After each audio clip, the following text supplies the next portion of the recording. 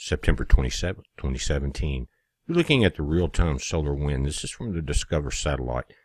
And it has jumped. It's now peaking here at the beginning of the video at 615 kilometers per second. The line below it in the green is the temperature. Very important because that's what feeds the energy into the magnetic shields of our planet. We've got two volcanoes that are on the verge of exploding. But again, this is jumping, and we'll look at it at the end of the video because it seems to be rising fast. And again, we got Agong, and you've got the volcano that's down in Vanuatu.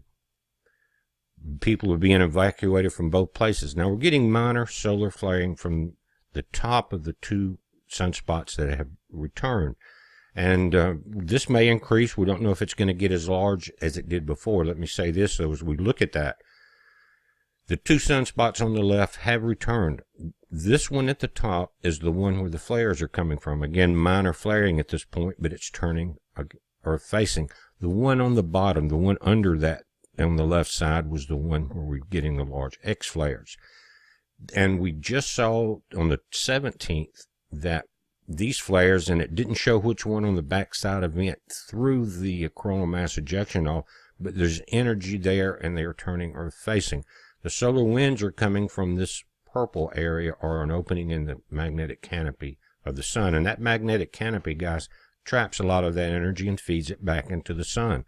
This just the way the magnetic canopy or the magnetic shields of our planet capture that energy, and it's fed into the core of our planet. It's fed into the atmosphere. It warms it warms the oceans. Now, the top sunspot looks to be a little larger. And looking at the energy on LASCO C2 as it increases on the left side, we've got a comet strike today. We don't get to see the effect. A lot of times you'll see a minor explosion from the sun in reaction to that sun-diving comet. And that was not one of the smaller ones. It wasn't the largest, but it was definitely not one of the smaller ones.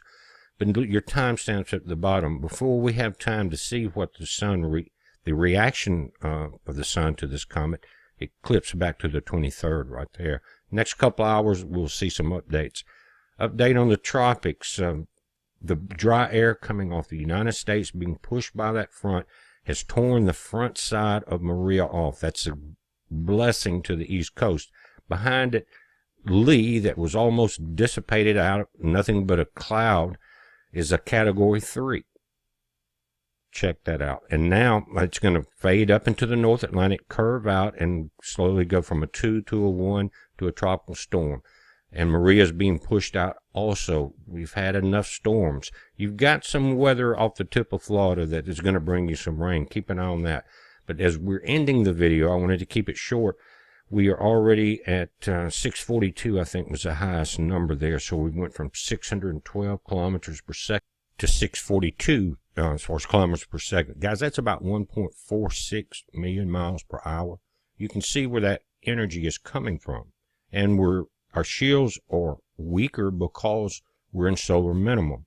A lot of energy is being absorbed, both into the ground, into the air, into the oceans. We're watching it. Just a quick heads up, guys. Watch this solar wind speed. You can check it out on our website. But the volcanoes are serious. Now, if the solar wind had stayed down and not added this extra energy, we may have seen some relief. But this is a warning that it may not be over with. So keep a heads up on it. Be safe.